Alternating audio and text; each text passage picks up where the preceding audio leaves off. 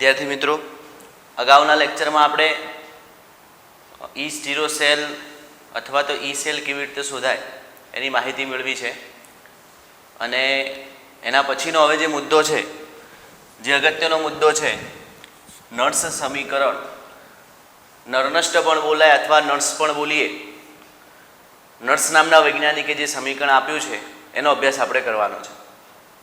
હવે અત્યાર સુધી આપણે આ રીતે લખ્યું કે કોઈ પણ કોષ આપેલો હોય એનો વિદ્યુતધ્રુવ પોટેન્શિયલ જ્યારે આપણે શોધીએ છીએ, અને એ પણ ખાસ કરીને E0 સેલ, અને એમાં પણ ખાસ કરીને આપણે સાંદ્રતાને જો ધ્યાનમાં લઈએ તો સાંદ્રતા કેટલા એકમ હોય, તો કે ભાઈ સાંદ્રતા જે છે એ 1 એકમ હોય.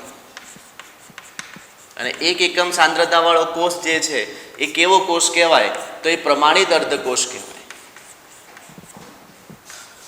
તો પ્રમાણિત અર્ધકોષ આપેલો હોય અને એમાં પણ જો સાંદ્રતાને ધ્યાનમાં લઈએ, જો સાંદ્રતા 1 એકમ હોય, 1 એકમ મતલબ 1 મોલર હોય, તો આવા કોષને આપણે, બીજી શરતોનું પાલન થતું હોય ત્યારે આવા કોષને આપણે પ્રમાણિત અર્ધકોષ કહીએ અને એનો E0 સેલ આપણે શોધી શકીએ છીએ.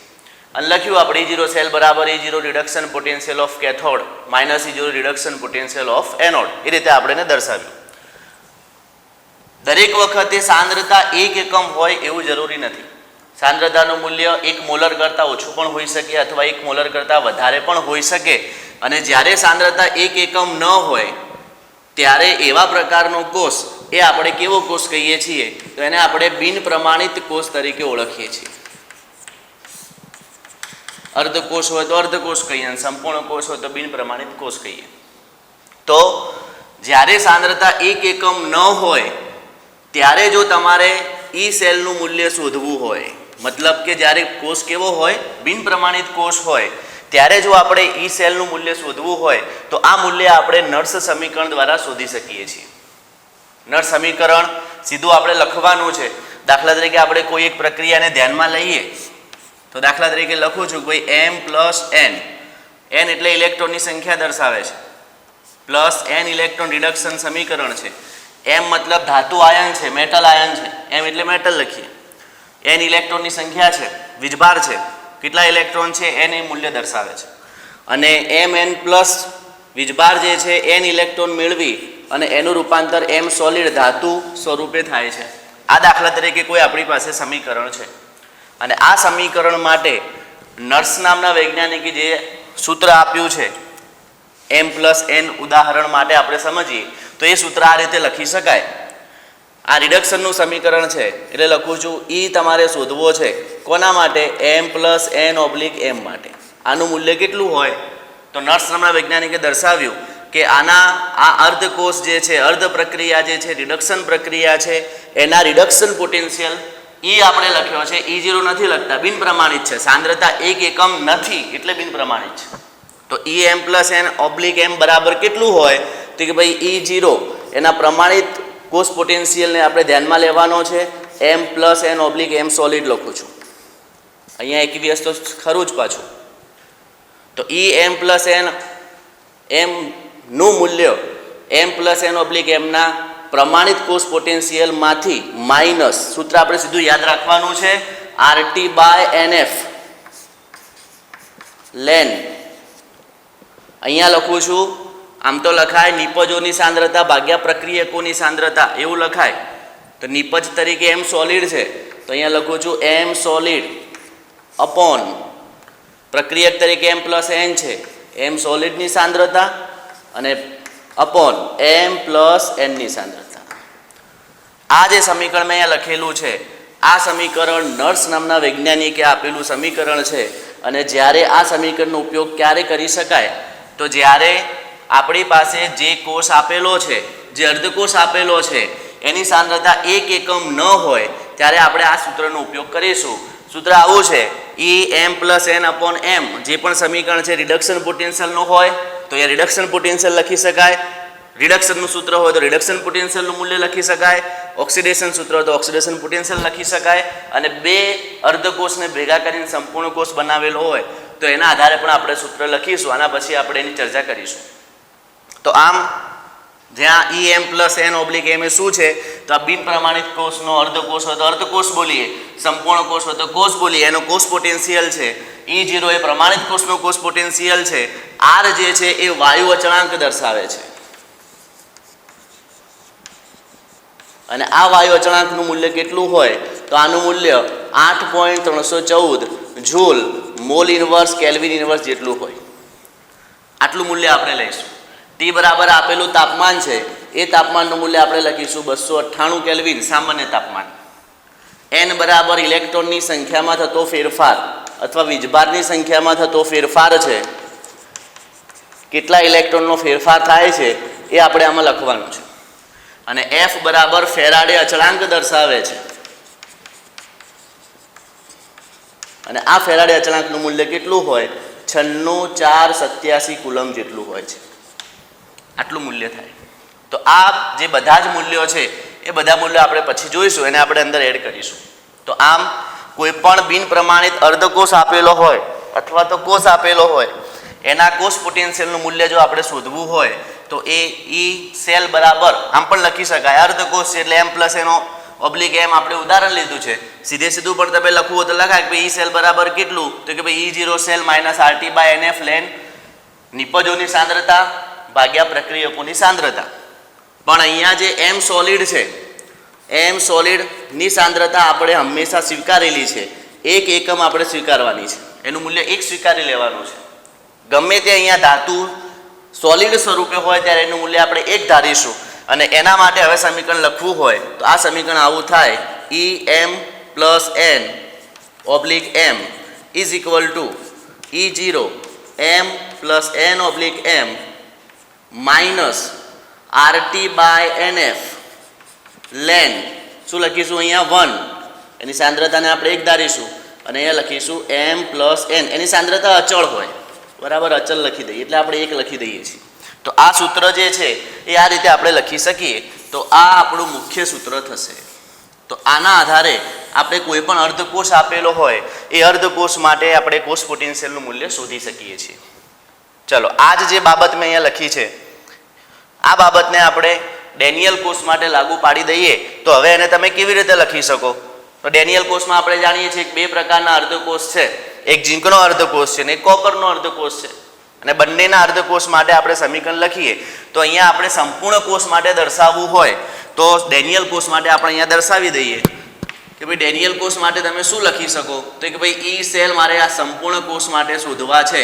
બિન પ્રમાણિત કોષનું કોષ પોટેન્શિયલ ઈ સેલ બરાબર કેટલું હોય તો ઈ સેલ બરાબર અહીંયા જેવી રીતે આપણે પેલામાં E0 સેલ બરાબર reduction potential of cathode minus reduction potential of anode લખતા ને એના આધારે મારે જો લખવું હોય ડેનિયલ કોષ માટે તો અહીંયા લખી શકાય ઈ બિન પ્રમાણિત માટે ઈ લખીએ, પ્રમાણિત હોય તો E0 લખીએ.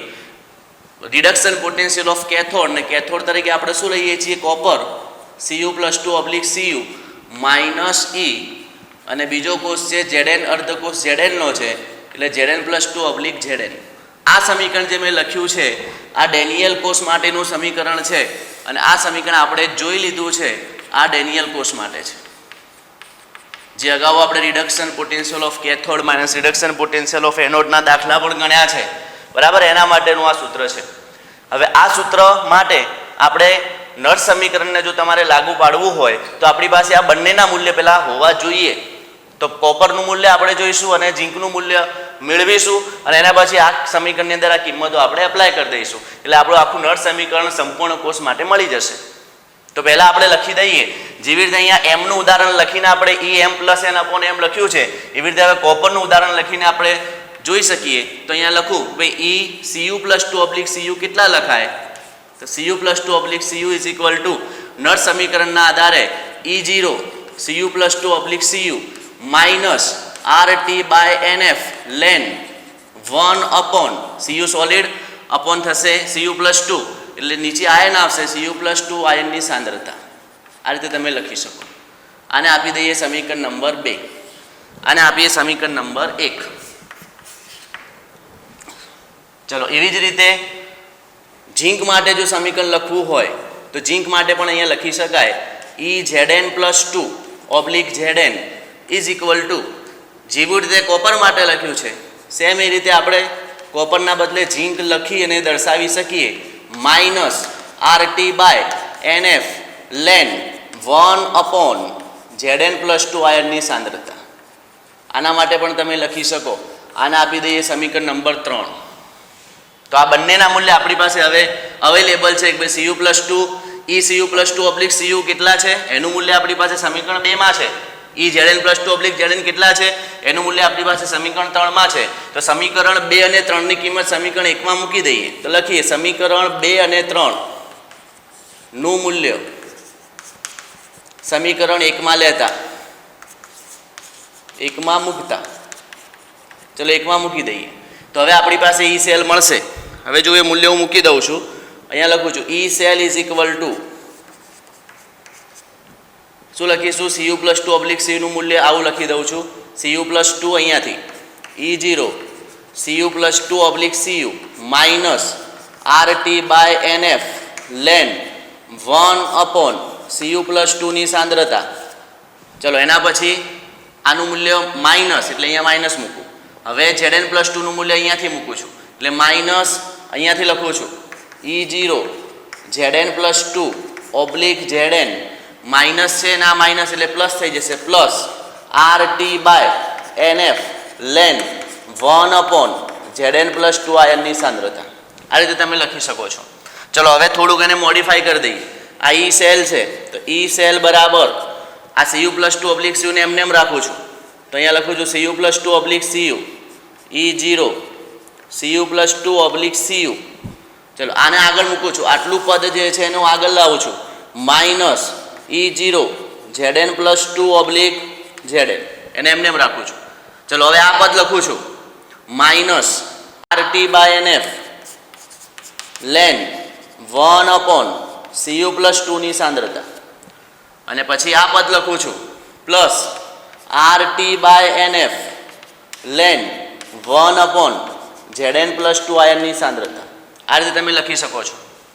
ચલો હવે Cu+2/Cu માઇનસ Zn+2/Zn આ બંનેના મૂલ્ય આપણી પાસે છે.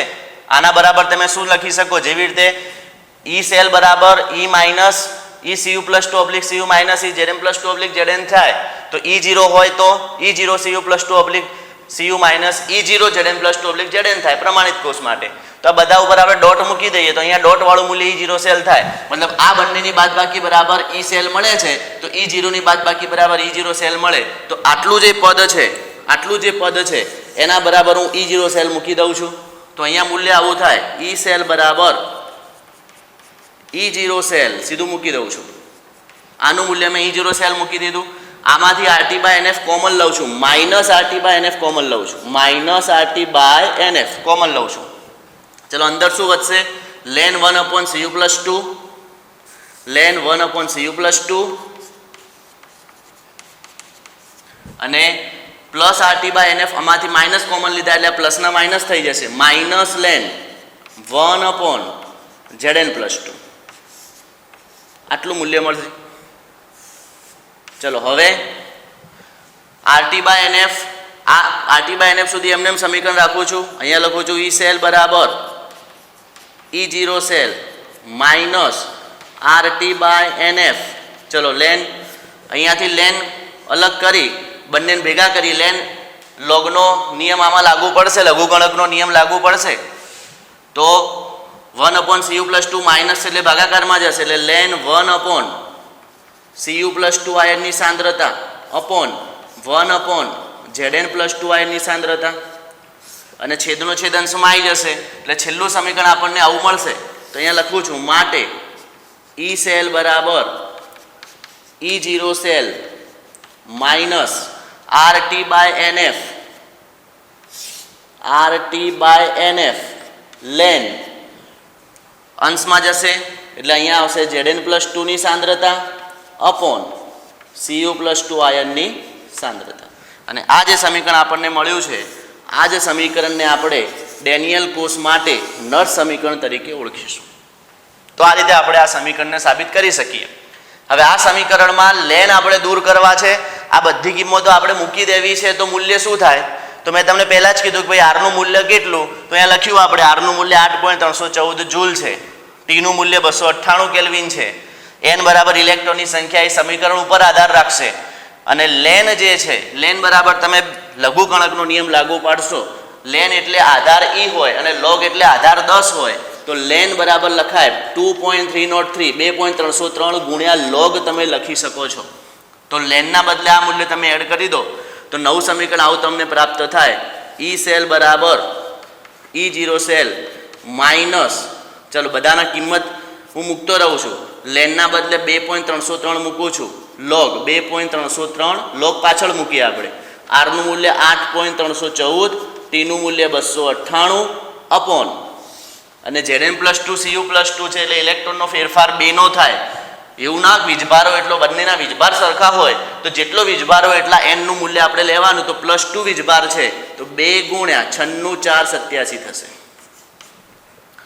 અને લેનના બદલે log મૂકીશું, અહીંયા લખીશું Zn+2 આયનની સાંદ્રતા, અહીંયા લખીશું Cu+2 આયનની સાંદ્રતા, અને આને n ને હાલ આપણે એમનેમ રાખીએ છીએ કેમ કે આપણે સમીકરણ જનરલ સાબિત કરવું છે. આમ તો બે જ લેવાય પણ હાલ એને હું એમનેમ રાખું છું, તો અહીંયા n જ લખી રાખું છું, અહીંયા n જ લખું છું.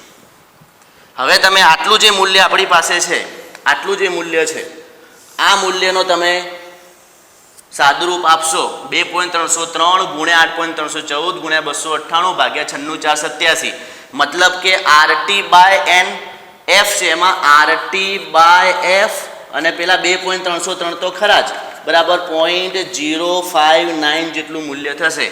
આમ એક્ઝેક્ટ મૂલ્ય 0.0592 જેટલું થાય, પણ આટલું મૂલ્ય થાય તો આ મૂલ્યને તમે અહીંયા એડ કરી દેશો તો છેલ્લું સમીકરણ આપણને આવું મળશે, જે મુખ્ય આપણું સમીકરણ છે. અહીંયા ઉપર લખું છું ઈ સેલ બરાબર, ચલો કેટલું મૂલ્ય મળશે, તો E0 સેલ માઇનસ 0.059/n લખું છું. જોજો આનું મૂલ્ય 0.059/n ઇલેક્ટ્રોનની સંખ્યા.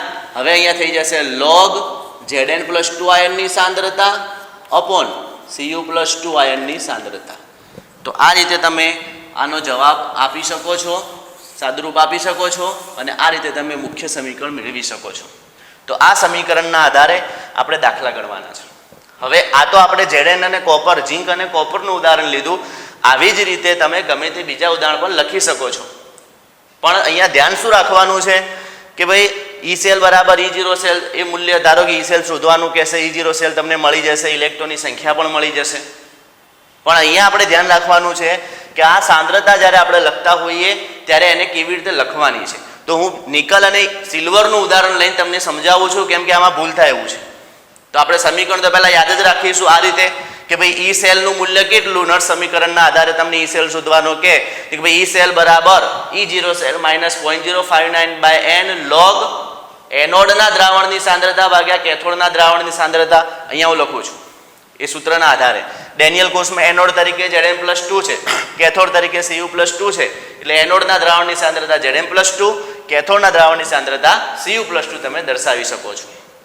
હવે આ જ સમીકરણને જનરલ સ્વરૂપે લખીએ તો આ રીતે લખી શકાય. હું લખું છું ઈ સેલ બરાબર, દર્શાવું છું, અને આ રીતે આપણે યાદ રાખીશું E0 cell minus 0.059/n log, અહીંયા લખું છું એનોડના દ્રાવણની સાંદ્રતા.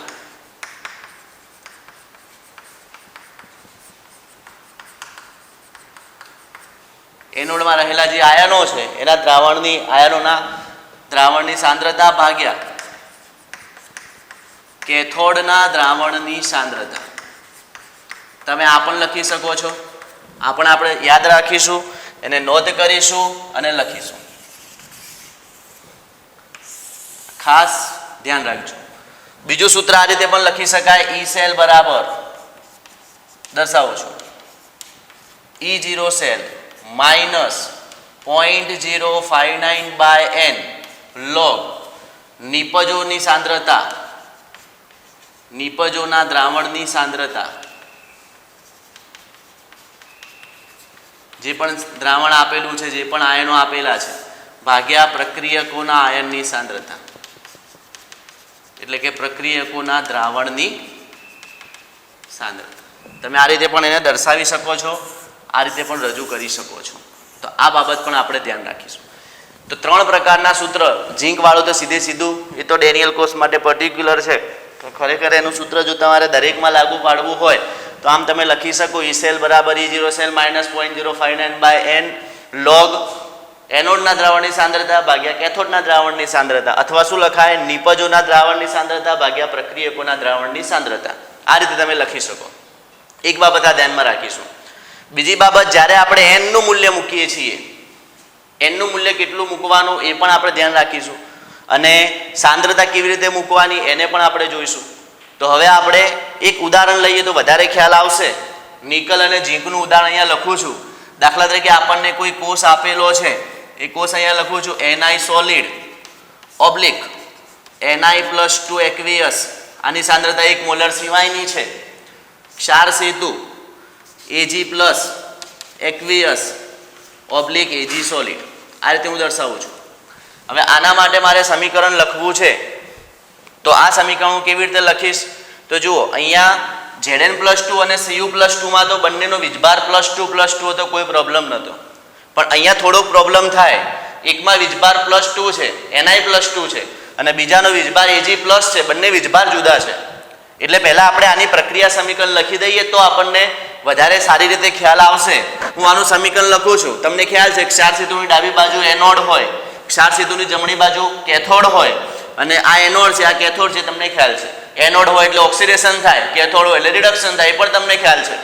તો હવે અહીંયા Ni+2 છે, એનું ઓક્સિડેશન પ્રક્રિયા લખવી હોય તો આ રીતે હું લખી શકું કે ભાઈ Ni જે છે, Ni સોલિડ જે છે, એ ઇલેક્ટ્રોન ગુમાવે છે, એનું રૂપાંતર શામાં થાય છે? તો ભાઈ Ni+2 એક્વિયસ +2 ઇલેક્ટ્રોન. સમીકરણને સંતુલિત રાખવાનું છે, ઇલેક્ટ્રોનની સંખ્યાને સંતુલિત રાખવાની, એ ધ્યાનમાં રાખવાનું. બીજું છે સિલ્વર. તો સિલ્વર માટે તમે લખી શકો Ag+ aqueous plus electron gives Ag solid gives Ag solid તમે લખી શકો. પણ અહીંયા 2 ઇલેક્ટ્રોન છે, અહીંયા 1 ઇલેક્ટ્રોન છે. કાં તો આને 1 કરવા પડે, કાં તો આને 2 કરવા પડે. તો આપણે સમીકરણને સંતુલિત કરવા માટે આ 1 ઇલેક્ટ્રોન જે છે ત્યાં 2 ઇલેક્ટ્રોન કરી દઈએ તો વીજભાર પણ સંતુલિત કરવો પડે. 2 ઇલેક્ટ્રોન છે એટલે -2 વીજભાર થાય. અહીંયા Ag+1 છે તો આ -2 તો આ +2 કરવા માટે અહીંયા 2 વડે ગુણી દઈએ. 2Ag+ થાય તો આને પણ તમારે 2 વડે ગુણવા પડે. આ ધ્યાન રાખવાનું. અને હવે આના આધારે મારે સંપૂર્ણ પ્રક્રિયા સમીકરણ લખવું હોય તો હું આ રીતે લખી શકું. ચલો, આનું સંપૂર્ણ પ્રક્રિયા સમીકરણ શું થાય? તો કે ભાઈ નિકલ સોલિડ, ચલો ડાબી બાજુને ડાબી બાજુ રાખું, 2 ઇલેક્ટ્રોન તો કેન્સલ થશે, એટલા માટે તો આપણે સંતુલિત કર્યા છે. +2Ag+ ડાબી બાજુના ડાબી બાજુ, ચલો gives Ni+2 એક્વિયસ અને +2Ag સોલિડ. આ સમીકરણ આપણને કુલ પ્રક્રિયા સમીકરણ મળશે. અને હવે આના આધારે આપણે નળ સમીકરણ જો લખવું હોય તો નળ સમીકરણ આ રીતે તમે લખી શકો. આના આધારે લખવું તો શું લખાય? તો કે ભાઈ લખીશું E-cell બરાબર E0cell. E0cell તમને મળી જાય. નિકલ અને સિલ્વરનો તમે કોષ પોટેન્શિયલ જાણો છો, અથવા આપેલો હશે -0.059/n. હું n બરાબર આમ તો 2 આવે, 2 ઇલેક્ટ્રોનનો ફેરફાર છે, હાલ n મૂકું છું. અને અહીંયા લખું છું log, ચલો નિપજોની સાંદ્રતા ભાગ્યા પ્રક્રિયકોની સાંદ્રતા. સોલિડ છે એને તો આપણે 1 ધારેલું છે એટલે એને લખવાની જરૂર, સોલિડ હોય એને આપણે લખતા નથી. એને આપણે 1 એકમ સ્વીકાર, એની ઘનતા 1 એકમ આપણે સ્વીકારેલી છે. એટલે હવે અહીંયા આપણે સોલિડના સિવાયના જે ઘટકો છે એને તમે ધ્યાનમાં લો અને એના સહગુણકને પણ તમારે ધ્યાનમાં લેવાના. આ ભૂલ થાય છે. આપણે શું કરીએ, ઉતાવળમાં સહગુણકને ભૂલી જઈએ છીએ, પણ સહગુણકને પણ આપણે ધ્યાનમાં લેવાના છે. તો અહીંયા લખીશું log, ચલો નિપજ એટલે Ni+2, અહીંયા લખીશું Ni+2 આયનની સાંદ્રતા અપોન આ નિપજ છે ભાગ્યા પ્રક્રિયક, અથવા તો નિપજ બોલો અથવા તો એનોડ બોલો, કેમ કે એનોડ છે, ભાગ્યા Ag+ ની સાંદ્રતા.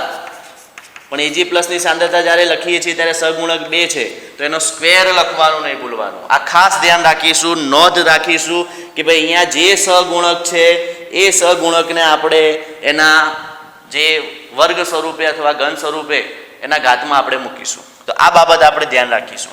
તો આ રીતે તમે કોઈ પણ આખો સંપૂર્ણ કોષ આપેલો હોય એ સંપૂર્ણ કોષનો કોષ પોટેન્શિયલ આ રીતે તમે શોધી શકો છો. તો સમીકરણમાં જ્યારે આપણે લખતા હોઈએ ત્યારે પહેલાં એનોડ કેથોડ નક્કી કરી લો. પહેલી બાબત, એનોડ કેથોડના સમીકરણ દર્શાવી દો, કુલ સમીકરણ લખી દો. એનોડ કેથોડના સમીકરણ લખતી વખતે ઇલેક્ટ્રોનની સંખ્યાને સંતુલિત કરો, અને ઇલેક્ટ્રોનની સંખ્યાને સંતુલિત કરો તો વીજભારને પણ જોડે જોડે સંતુલિત કરો, અને આજુબાજુ જે ડાબી બાજુ કે જમણી બાજુ જે છે એ દરેકે દરેક ઘટકોને સંતુલિત કરો. અને એના પછી જે સહગુણક 2 હોય તો વર્ગ થશે એની ઘાતમાં મૂકવાથી, 3 હોય તો ઘન થાય, 4 હોય તો 4 ઘાત આવે. બરાબર, જે પણ હોય એ સ્વરૂપે આપણે અહીંયા મૂકીશું. તો નિપજોની સાંદ્રતા ભાગ્યા પ્રક્રિયકોની સાંદ્રતા અથવા એનોડના દ્રાવણની સાંદ્રતા થઈ ગયું. Ni+2 ભાગ્યા કેથોડના દ્રાવણની સાંદ્રતા Ag+. એટલે અહીંયા સીધું મૂકવા જવાથી કદાચ ભૂલ ખબર પડે તો કોઈ તકલીફ નથી. આ સમીકરણ લખવાની જરૂર નથી કે અહીંયા વર્ગ આવશે કેમ કે Ni+2 છે તો સીધે સીધું તમે લખી શકો છો. પરંતુ જ્યારે આપણે અમુક +2 +3 હોય ત્યારે સહગુણકો આપણે જોવા પડશે. એટલે Ni+2 Ag+ નો વર્ગ આવે, સીધે સીધું લખવા જશો તો માત્ર તમે Ag+ જ લખશો, એટલે અહીંયા ભૂલ થવાની શક્યતા છે. તો આ રીતે તમે આ સમીકરણને લખી શકો છો. હવે ઈ સેલ તમને શોધવાનો કહેશે કે ભાઈ બિન પ્રમાણિત કોષનું કોષ પોટેન્શિયલ ઈ સેલ શોધો. ઘણીવાર E0 સેલનું મૂલ્ય તમને રકમમાં જ આપી દે છે, અથવા તો Ni+2 Ni Ag+ Ag ના રિડક્શન પોટેન્શિયલ આપે તો પેલા સૂત્રના આધારે તમે શોધી શકો. Reduction potential of cathode minus reduction potential of anode, એના આધારે સાઈડમાં ગણતરી કરી દેવાની. અને એના પછી બધી કિંમતો મૂકો. n બરાબર 2 મૂકી દો. ઇલેક્ટ્રોનનો ફેરફાર જ્યાં પેલા ગણતરીની અંદર જે ઇલેક્ટ્રોનનો ફેરફાર આવેલો હોય ને એ જ ફેરફાર અહીંયા લખવાનો. n બરાબર 2 હોય તો 2, 3 હોય તો 3 આપણે લખીશું. લોગ નિકલની સાંદ્રતા તમને આપેલી જ હશે, અહીંયા લખેલું હશે 0.01 મોલર સિવાયની હશે. અહીંયા પણ કાઉન્સમાં લખેલું હશે 1 મોલર સિવાયની હશે. એ કિંમત આમાં એપ્લાય કરો અને સીધી ગણતરી કરો એટલે સીધો તમને જવાબ મળી જશે. હવે આ જ સમીકરણ જનરલ સ્વરૂપે લખવું હોય તો દાખલા તરીકે હું કોઈ સમીકરણ લખું, સહગુણકની સાથેનું સમીકરણ લખું તો આ રીતે તમે લખ્યો. જે સ્મોલ એબીસીડી છે એ સહગુણક છે. A + B, કેપિટલ A અને B ઘટકો છે, અને small C + D small d. આના માટે મારે સમીકરણ લખવું હોય તો હું લખી શકું ઈ સેલ બરાબર કેટલા થાય તો લખીશ ઈ સેલ બરાબર E0 સેલ -0.059/n log. ચલો નિપજોની સાંદ્રતા હવે ધ્યાનમાં રાખીશું. સહગુણક જેવી રીતે ઉપર સહગુણકને ધ્યાનમાં લીધો છે એવી રીતે આમાં સહગુણકને તમારે ધ્યાનમાં ફરજિયાત લેવાનો છે. તો નિપજો એટલે કેપિટલ C થાય અને એનો સ્મોલ c ઘાત થશે. સહગુણક છે જે રાઉન્ડ કરેલા છે એ એના સહગુણક છે જે એના ઘાતમાં જશે. કેપિટલ D નિપજ છે એટલે D અને ઉપર ઘાતમાં સ્મોલ d થશે, અપોન અહીંયા લખીશું કેપિટલ A એની ઘાત A થશે, અહીંયા લખીશું કેપિટલ B એની ઘાત B થશે. તો આ રીતે તમે ઘાત મૂકી અને આ સમીકરણ નિપજોની સાંદ્રતા ભાગ્યા પ્રક્રિયકોની સાંદ્રતા જે છે એના આધારે તમે આનો જવાબ આપી શકો છો. તો આ બાબત પણ બહુ મહત્વની. તો હવે આપણી પાસે મુખ્ય 3 સૂત્ર થઈ ગયા. આમ તો મુખ્ય 2 સૂત્ર છે અને સહગુણકની સાથે ત્રીજું સૂત્ર આપણે ધ્યાનમાં રાખીશું. મૂળીનું એ જ છે પણ સહગુણકને આપણે ધ્યાનમાં રાખીશું. તો નટ સમીકરણ કયું છે તો સીધું જ ઈ સેલ બરાબર E0 સેલ માઇનસ પહેલું સૂત્ર લખવું હોય તો RT/NF લેન એનોડ ભાગ્યા કેથોડ. એનોડના દ્રાવણની સાંદ્રતા ભાગ્યા કેથોડના દ્રાવણની સાંદ્રતા. લેન બરાબર શું છે 2.303 લોગ છે. અને એના આધારે અહીંયા બીજો એક પ્રશ્ન કે ભાઈ નટ સમીકરણમાં 0.059 એ કોનું મૂલ્ય દર્શાવે છે. તો હવે આપણને ખ્યાલ હોવો જોઈએ RT/F × 2.303. તમે આનો ગુણાકાર કરજો. R એટલે 8.314, 2.303 8.14 298 ભાગ્યા 96 0.0592 આવશે. તો 0.0592 એ કોનું મૂલ્ય છે તો 2.303 RT/F ગુજકેટમાં પૂછાયેલો પ્રશ્ન છે. તો એને પણ આપણે ધ્યાન રાખીશું. અહીંયા n નથી, ધ્યાન રાખજો, n અલગ છે. n તો આપણે સૂત્રમાં મૂકવાનો છે. તો ઈ સેલ બરાબર E0 સેલ માઇનસ RT/NF અથવા તો 2.303 RT/NF log Zn+2 upon Cu+2 જે અહીંયા મેં લખ્યું, અને RT/NF એટલે 0.059/n log Zn+2 upon Cu+2 પહેલું સૂત્ર. બીજું સૂત્ર આવું છે કે ભાઈ ઈ સેલ બરાબર E0 સેલ -0.059/n log એનોડના દ્રાવણની સાંદ્રતા ભાગ્યા કેથોડના દ્રાવણની સાંદ્રતા. અને ત્રીજું સૂત્ર ઈ સેલ બરાબર E0 સેલ -0.059/n log નિપજોના દ્રાવણની સાંદ્રતા ભાગ્યા પ્રક્રિયકોના દ્રાવણની સાંદ્રતા. અને અહીંયા જે 0.059 છે કોનું મૂલ્ય છે હવે ખ્યાલ આવી જાય કે 0.059 ઇઝ ઇક્વલ ટુ 2.303 2.303 ગુણ્યા RT/F નું મૂલ્ય છે. અહીંયા n નથી, ધ્યાન રાખજો. આ MCQ છે, પૂછાયેલો MCQ છે. તો આ બાબતને પણ આપણે ધ્યાનમાં રાખીશું. તો આટલી બાબત આપણે નોટ કરી દઈશું, પછી આગળ જઈએ.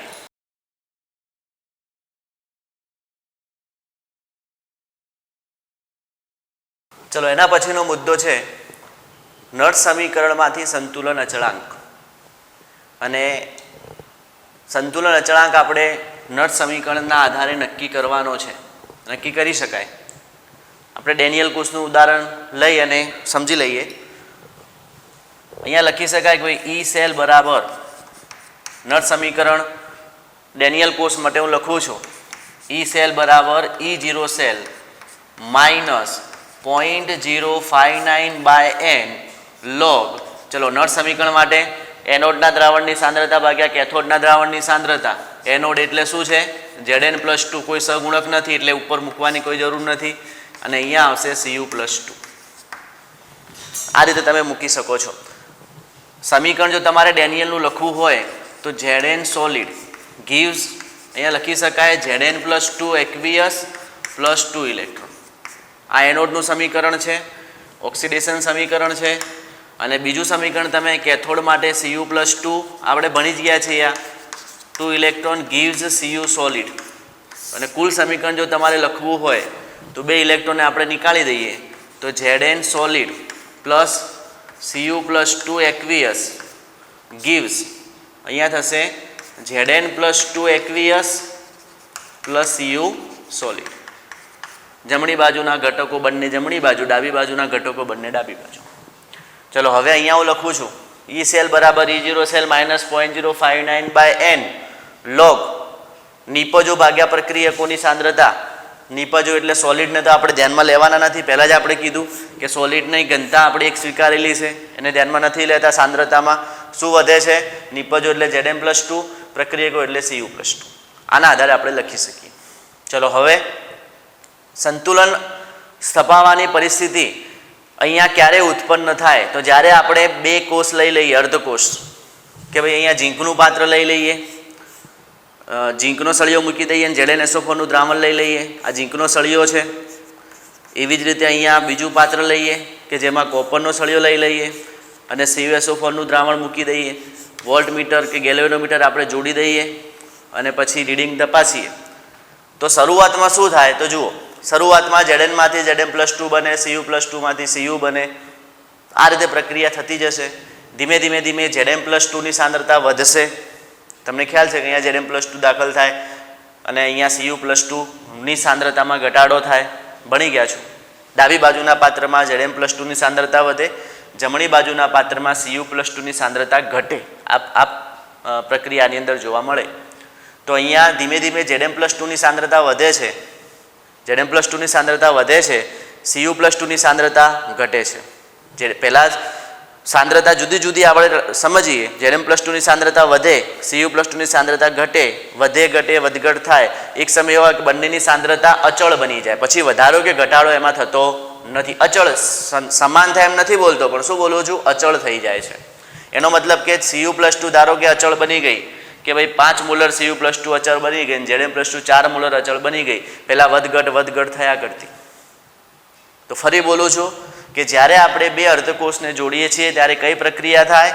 તો ધીમે ધીમે Cu+2 માંથી Zn+2 એટલે કે Znમાંથી Zn+2, Cu+2 માંથી Cu એટલે ધીમે ધીમે Zn+2ની સાંદ્રતા, નિપજોની સાંદ્રતા વધતી જાય, પ્રક્રિયકોની સાંદ્રતા ઘટતી જાય. એક સમય એવો આવે કે Cu+2 અને Zn+2ની સાંદ્રતા કેવી થઈ જાય? અચળ થઈ જાય. એમ બોલું છું, અચળ બની જાય. એની સાંદ્રતામાં હવે કોઈ જ ફેર થતો નથી. અને આ વખતે જે ગેલ્વેનોમીટર આપણે અહીંયા જોડેલું છે, વોલ્ટમીટર જે આપણે જોડેલું છે, વોલ્ટમીટરનું રીડિંગ કેવું થઈ જાય? 0 થઈ જાય. અને 0 થઈ જાય એનો મતલબ કે પ્રક્રિયા હવે કઈ પરિસ્થિતિમાં છે? તો પ્રક્રિયા હવે સંતુલન સ્થિતિમાં છે. અને સંતુલન સ્થિતિમાં હોય એટલે આપણે સંતુલન અચળાંક શોધી શકીએ. તો તો જ્યારે Zm+2 અને Cu+2 ની સાંદ્રતા અચળ બની જાય ત્યારે બંનેની સાંદ્રતા બરાબર તમે અચળ લખી શકો. તો બંનેની સાંદ્રતા આપણા સમીકરણમાં ક્યાં દર્શાવેલી છે? જુઓ, અહીંયા દર્શાવેલી છે Zm+2/Cu+2. બંનેની સાંદ્રતા અચળ, હવે કોઈ જ આમાં ફેર થતો નથી અને બંનેની સાંદ્રતા અચળ બની જાય તો અચળના લીધે આપણે અહીંયા શું લખી શકીએ? અચળાંક લખી શકીએ. એ અચળાંક આપણે શું લખીશું? Kc. બંનેની સાંદ્રતાનો ગુણોત્તર આપણે અચળ સ્વરૂપે લખી શકીએ. અને સાથે સાથે બીજું શું જોવા મળે છે કે ભાઈ ઈ સેલનું મૂલ્ય કેટલું થઈ જાય છે? 0 થઈ જાય છે. કેમ કે બંનેની સાંદ્રતા અચળ થઈ જાય પછી વોલ્ટમીટર રીડિંગ બતાવતું નથી અને એ વખતે ઈ સેલનું મૂલ્ય 0 થાય. તો હવે આપણે યાદ રાખીશું કે ભાઈ જ્યારે સંતુલન અચળાંક શોધવાનો હશે ત્યારે પ્રક્રિયા એક તો સંતુલન સ્થિતિમાં હશે અને સંતુલન સ્થિતિમાં હોય ત્યારે ઈ સેલ, E0 સેલ 0 ના લેતા પાછા, જોજો ઈ સેલ બરાબર શું થાય? 0 થાય. જ્યારે સંતુલન અચળાંક Kc શોધવાનો થશે ત્યારે આપણે Zn+2/Cu+2 બરાબર તો Kc લખી શકીશું, પણ સાથે સાથે અચળાંક જે છે અચળ પ્રક્રિયા અચળ સાંદ્રતા થવાથી ઈ સેલ બરાબર કેટલા લઈશું? આપણે 0 લઈશું. ઈ સેલ બરાબર 0 લઈશું. ક્યારે લઈશું? જ્યારે આપણે સંતુલન અચળાંક શોધવો હશે ત્યારે. તો ચલો હવે આ સમીકરણને મારે લખવું હોય તો ઈ સેલ બરાબર તો 0 થઈ ગયા. 0 બરાબર E0 cell minus 0.059/n log, અહીંયા શું લખીશું આપણે? સીધું જ આના બરાબર Kc લખી દઈશું કેમ કે સાંદ્રતા અચળ બની ગઈ છે. હવે આ સમીકરણને આ બાજુ, આ મૂલ્યને આ બાજુ તો માઇનસ માઇનસ પ્લસ થઈ જાય. નવું સમીકરણ E0 સેલ બરાબર માઇનસ નથી પણ હવે પ્લસ લખીશું 0.059/n log લખીશું Kc. તમારે Kc શોધવા છે. n બરાબર 2 તમે જાણો છો અને ડેનિયલ કોષ માટે E0 સેલ બરાબર કેટલા છે એ પણ તમે જાણો છો. E0 સેલ બરાબર 1.1 વોલ્ટ છે બરાબર. n બરાબર કેટલા છે? ઇલેક્ટ્રોનનો ફેરફાર તમે જાણો છો કેટલો છે આપેલો સમીકરણમાં, એ પણ 2 છે. તો તમારે Kc શોધવા હોય સંતુલન અચળાંક તો તમે શોધી શકો છો. તો log Kc બરાબર શું થાય? તો log Kc ને આપણે સૂત્રનો કરતા બનાવી દઈએ તો અહીંયા થશે E0 cell into n upon 0.059 બરાબર. ચલો E0 સેલનું મૂલ્ય કેટલું? 1.1 ગુણ્યા 2 ભાગ્યા 0.059. આનું તમે સાદુરૂપ આપી દેશો log Kc બરાબર 37.288 સમથિંગ થશે, 280 જેવું થશે, જોઈ લેજો. તો આટલું મૂલ્ય તમને મળશે. અને હવે તમારે Kc શોધવા છે તો log તમારે દૂર કરવો પડે. log દૂર કરવો હોય તો સામે શું મૂકવો પડે ભાઈ? યસ, એન્ટીલોગ મૂકવો પડે. તો અહીંયા થશે Kc બરાબર, હવે અહીંયા લખી દઉં એન્ટીલોગ ઓફ, કોનો એન્ટીલોગ તમારે જોવો પડે? Antilog of 37.280. તો હવે એન્ટીલોગનો નિયમ છે માટે Kc બરાબર શું લખીશું?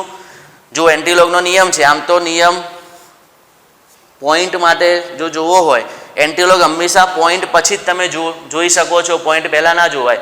પોઈન્ટ પહેલાં જોવાય પણ એમાં પછી કિંમત તમારે મૂકવી પડતા આપણે સીધું આ રીતે મૂકી દઈએ. પોઈન્ટ પહેલાંની જે પણ રકમ છે એને 10ની ઘાતમાં મૂકી દેવાની, 10⁻37. પોઈન્ટ પહેલાંની જે પણ કિંમત હોય એને આપણે 10ની ઘાતમાં મૂકી દઈએ. પોઈન્ટ પછીના બે આંકડા જે છે એનો આપણે એન્ટીલોગ જોઈએ. 0.28નો 0માં તમે એન્ટીલોગ જોઈ શકો છો. તો આનો એન્ટીલોગ તમે જોશો તો લગભગ 1.94 જેવો થશે. એટલે Kcનું મૂલ્ય તમારે શોધવું હોય 1.9 એટલે સમથિંગ તમે 2 લખી શકો તો 10⁻37 તમે અહીંયા દર્શાવી શકો છો. તો આટલું મૂલ્ય તમે Kcનું મેળવી શકો છો. આ ગણતરી જરા ચેક કરી લેજો બરાબર, એના આધારે તમે એન્ટીલોગ જોઈ શકશો. તો આ રીતે આપણે Kcનું મૂલ્ય 2 × 10⁻37 જે આપણે જાણતા નથી એ સંતુલન અચળાંકનું મૂલ્ય આપણે આ સમીકરણના આધારે શોધી શકીએ. આ તો ઝીંક અને કોપરની વાત છે. આવી રીતે તમે કોઈ પણ સમીકરણ આપેલું હોય એ સમીકરણ માટે તમે Kcનું મૂલ્ય શોધી શકો છો બરાબર. તો આ આપણે નોટ કરી લઈશું. જો અહીંયા મેં 2 રકમ લખી છે, કોયડો 3.1 અને કોયડો 3.2. ચલો પહેલાં જોઈએ કોયડો 3.1 જે આપણી બુકમાં આપેલો છે. Mg સોલિડ 2Ag પ્લસ, જો નીચે લખી છે એ સાંદ્રતા લખેલી છે 0.0001 મોલર, gives Mg+2 આયનની સાંદ્રતા 0.130 મોલર. +2 Ag solid. અને આ પ્રક્રિયા માટે પ્રમાણિત કોષનો કોષ પોટેન્શિયલ E0 સેલ આપણને આપી દીધો છે, એટલે એની ગણતરી કરવાની આપણે જરૂર નથી. 3.17 વોલ્ટ જો ના આપ્યો હોય તો ગણતરી કરવી પડે. E0 સેલ બરાબર E0 reduction potential of cathode minus reduction potential of anode. સાઈડમાં ગણતરી કરીને 3.17 તમારે લાવવા પડે ના આપેલા હોય તો. અને ઈ સેલ આપણે શોધવાનો છે, એટલે બિન પ્રમાણિત કોષનો કોષ પોટેન્શિયલ ઈ સેલ શોધવાનો છે. ઈ સેલ શોધવાનો આવે એટલે આપણને તરત ખબર પડે કે આપણે નટ સમીકરણનો ઉપયોગ કરવાનો છે. તો ચલો આના માટે નટ સમીકરણ લખવું છે, પણ અહીંયા પહેલાં એક બાબત પહેલાં જોઈ લેવાની કે સમીકરણ જે આપણને સીધે સીધું આપેલું છે એમાં 2Ag +2 વીજભાર Mg +2 વીજભાર બંને વીજભાર સરખા છે, એટલે કોઈ પ્રોબ્લેમ જ નથી. પણ સહગુણકને આપણે ધ્યાનમાં લઈશું. જો ડાયરેક્ટ તમને માત્ર કોષ આપેલો હોય ક્ષાર સેતુ સ્વરૂપે સાંકેતિક સ્વરૂપે તો તમારે આવું સમીકરણ પહેલાં મેળવી લેવું પડે અને પછી તમારે દાખલો ગણવો પડે, તો ભૂલ થવાની શક્યતા રહેશે. એટલે અહીંયા તો આપણને સમીકરણ આપેલું છે, સંતુલિત આપી દીધું છે. વીજભાર તમારે જોઈ લેવાનો બંને બાજુ. જો આનો વીજભાર +2 છે, આનો વીજભાર +1, પણ આગળ બે સહગુણક છે એટલે 2 × 2 +2, બંને બાજુ +2 વીજભાર, અને વીજભાર આમે સમીકરણમાં સરખો જ હોય તો જે સમીકરણ સાચું કહેવાય. ચલો આના આધારે હું સમીકરણ લખું છું. ઈ સેલ બરાબર, મારે ઈ સેલ શોધવો છે તો ઈ સેલ બરાબર શું લખીશું? E0 cell -0.059/n log. ચલો કહેજો શું લખીશું? યસ, એનોડના દ્રાવણની સાંદ્રતા એટલે કોની સાંદ્રતા? Mg+2 ની સાંદ્રતા. Eg સોલિડ છે અને સોલિડને મેં તમને પહેલાં જ કીધું સોલિડ હોય તો એને આપણે ધ્યાનમાં લઈશું નહીં, એટલે નિપજોની સાંદ્રતા ભાગ્યા પ્રક્રિયકોની સાંદ્રતા. પ્રક્રિયક તરીકે Ag+ છે તો અહીંયા લખીશું Ag+ ની સાંદ્રતા, પણ આને ભૂલવાનું નથી. 2 જે વર્ગ છે એને આપણે ભૂલવાનો નથી, એટલે સગુણક 2 હોવાથી Ag+ નો સ્ક્વેર થશે. ચલો બરાબર. E0 સેલની વેલ્યુ આપણને રકમમાં આપી છે 3.71 વોલ્ટ, તો અહીંયા લખી દઉં છું 3.71 -0.059 કેટલા ઇલેક્ટ્રોનનો ફેરફાર? જેટલો વીજભાર છે /2. અહીંયા લખીશું log. ચલો Mg+2 ની સાંદ્રતા 0.130 અપોન અને Ag+ ની સાંદ્રતા 0.0001 એનો સ્ક્વેર થશે. ચલો આગળ ઇઝ ઇક્વલ ટુ 3.71 -0.0295 આનો 0.059/2 0.0295 log. અહીંયા લખીશું 0.130 ભાગ્યા જો 1 2 3 4 10⁻⁴ એનો થશે સ્ક્વેર. હવે અહીંયા જે log આટલી વેલ્યુ છે ને એને આપણે સાઈડમાં ગણી અને પછી આમાં એપ્લાય કરી દઈએ. તો અહીંયા હું લખું છું 0.130 log 0.130, થોડું ઉપર લખું છું log 0.130 ભાગ્યા 10⁴ એટલે 4 × 2 = 8 -8 થશે. 0.130 અપોન 10⁻⁸ બરાબર log 0.130 ગુણ્યા 10⁸ થઈ જાય. -8 ને ઉપર લઈ જાઓ. 0 વાળાનો log તમે જોઈ શકો, 1 0 તો 1 બાર મૂકો, 2 0 તો 2 બાર મૂકો. પણ જો 12 વાળું તમારે ના ગણવું સીધું ગણ લઈએ તો અહીંયા લખીએ log 1 પોઈન્ટ આ બાજુ ખસી જાઓ એટલે 1.30 ગુણ્યા 1 પોઈન્ટ અહીંયા વધ્યા છે તો અહીંયા ઘટી જઈએ 10⁻⁷. આવું મૂલ્ય થાય. હવે આ જે મૂલ્ય આપણી પાસે આવેલું છે આ મૂલ્યનો આપણે log જોવાનો છે. તો બરાબર ગુણાકારનો નિયમ આ રીતે થાય, log 1.30 ગુણાકાર હોય તો સરવાળો થાય log 10⁷ આવું મૂલ્ય થાય. ચલો log 1.30 એમને એમ રાખું છું અને પ્લસ ઘાત હોય એને લોગના આગળ મૂકવાનો નિયમ છે. 7 log 10 અને log 10 બરાબર 1 થાય, યાદ રાખીશું. તો આનો log જોવો પડશે. હવે તમે બુક નિકાળો, એમાં log ટેબલ પાછળ આપેલું છે. ચલો log ટેબલમાં તમે જોશો log 1.30 છે અને આમ તો log તમારે યાદ રાખવા પડે. એ log કેવી રીતે યાદ રાખવા છે એ પછીના લેક્ચરમાં આપણે જોઈશું, પણ હાલ તમે log 1.30 છે, પોઈન્ટને ધ્યાનમાં ના લઈએ, બે આંકડાનો log તમે જોઈ શકો છો. 13/0 તમે log જોશો તો એ 1139 આવે છે. તો 13/0 1139 તમારે મૂકી દેવાના. પછી પોઈન્ટના આગળ કેટલા આંકડા છે તો એક આંકડો છે એમાંથી એક બાદ કરો તો એક આંકડો એટલે 1 - 1 એટલે 0, તો પોઈન્ટ મૂકીને આગળ 0 મૂકી દો. પ્લસ 7 log 10 એટલે 1 થાય એટલે જવાબ સીધો 7 થશે બરાબર 7.1139. તો આ રીતે તમે આનો લોગ જોઈ શકો છો. તો ફરી કહું તમને, લોગ માટે બુક આપણે વાપરવાની નથી. એ પછીના લેક્ચરમાં આપણે લોગને કેવી રીતે યાદ રાખવો એ આપણે જોઈ લઈશું. તમારે 8-10 લોગ યાદ રાખવા પડશે. લોગ 10, 20, 30, 40, 50, 60, 70, 80, 90 આટલા લોગ આપણે યાદ રાખીશું. બીજા બધા લોગ આપણને અંદાજિત મૂલ્ય નજીકનું મળી જશે. પણ હાલ તમે એકવાર બુકનો ઉપયોગ કરી લો. ચલો અહીંયા લોગ 1.30 છે એટલે મેં કોનો લોગ જોયો? તો 2 આંકડાનો લોગ દેખાય તો 13નો લોગ જોયો. શામાં જોયો? 0માં. 13નો 0માં કેટલું મૂલ્ય મળ્યું? 11.39. તો 11.39 મૂકી દીધા. પછી શું કરવાનું? પોઈન્ટના આગળ કેટલા આંકડા છે જોવાનું. તો 1.30માં પોઈન્ટના આગળ એક આંકડો છે અને એમાંથી એક બાદ કરવાનો. જેટલા આંકડા હોય એમાંથી એક બાદ કરવાનો. તો એક આંકડો છે એમાંથી એક બાદ કરો, 1 - 1 એટલે 0. એ પોઈન્ટ કરીને 0 આગળ આપણે મૂકી દેવાના. ચલો દાખલા તરીકે 13નો આપણે લોગ જોવો હોત તો શું થાત? તો 13.013 લખાય. લોગ 13 એટલે 11.39. એ તો સરખું જ જવાનું 13નું 0માં. પણ પોઈન્ટના આગળ કેટલા આંકડા? તો 1 અને 3 એટલે 2 આંકડા. 2માંથી એક બાદ કરો, કેટલા વધે? 1. તો પોઈન્ટ કરીને આગળ 1 મૂકી દો. 130નો લોગ મારે જોવો છે તો પણ 11.39 જ આવે. 13નું 0માં 11.39. પોઈન્ટ આગળ કેટલા આંકડા? 1, 3 અને 0. 3 આંકડા, એમાંથી એક બાદ કરો એટલે 2 વધે 2.1139. તો આ રીતે આપણે એના લોગ જોઈ શકીએ છીએ. તો આમ આપણો છેલ્લું આની વેલ્યુ ટોટલ કેટલી મળી ગઈ? 7.1139.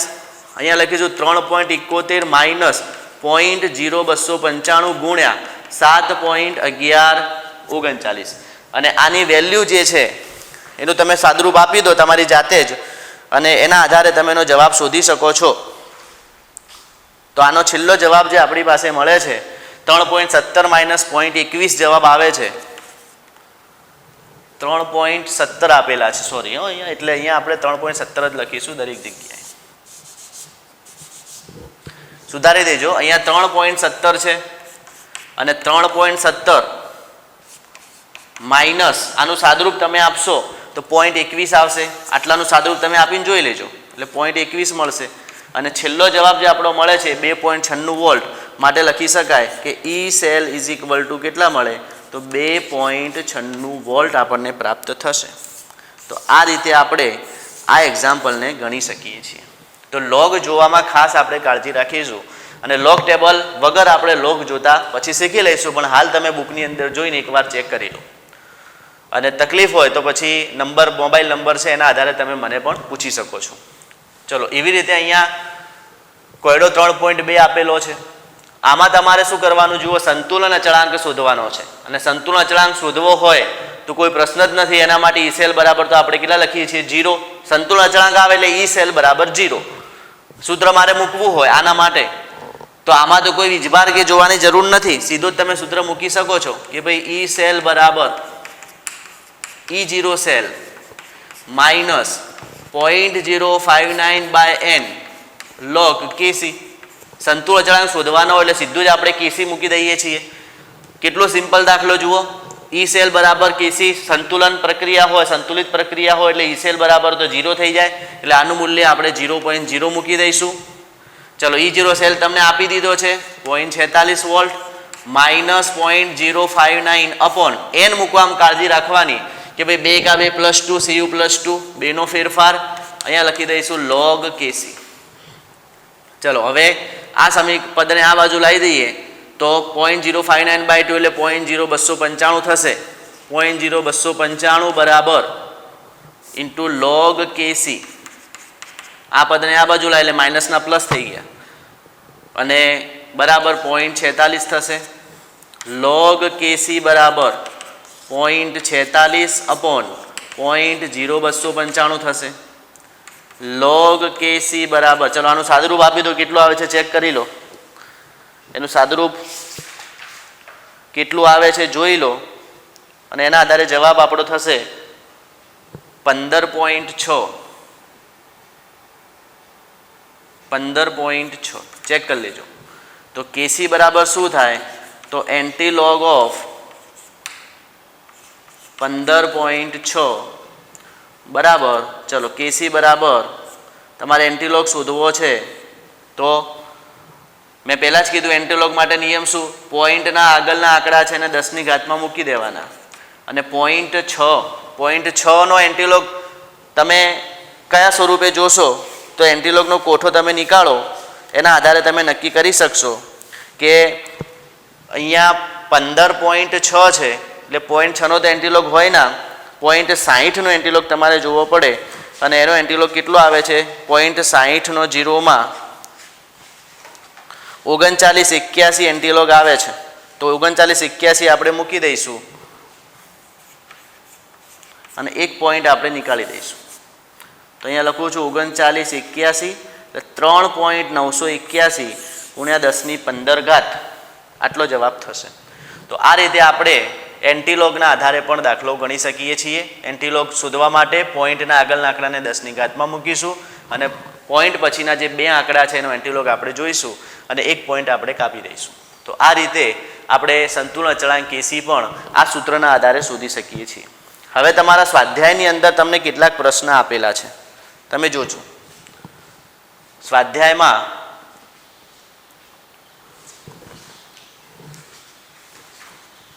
પેજ નંબર 93 ઉપર તમને 3.5 ના 4 દાખલા આપેલા છે. MG copper, FE hydrogen, SN hydrogen ને પીટી બીઆર એટલે બ્રોમિન હાઇડ્રોજન. આના 4 એક્ઝામ્પલ તમને આપેલા છે. આ જ રીતે આપણે ગણીશું. જે આ પહેલી રીતે આપણે ગણી છે એ 4 એક્ઝામ્પલ તમારે હોમવર્કમાં ગણવાના છે અને એના જવાબ આપણે ચેક કરીશું. બરાબર? એ આપણે ધ્યાનથી જોઈ લઈશું અને એને ગણી લઈશું. આટલું લખી દો, પછી આપણે આગળના લેક્ચરમાં આના પછીની ચર્ચા કરીશું.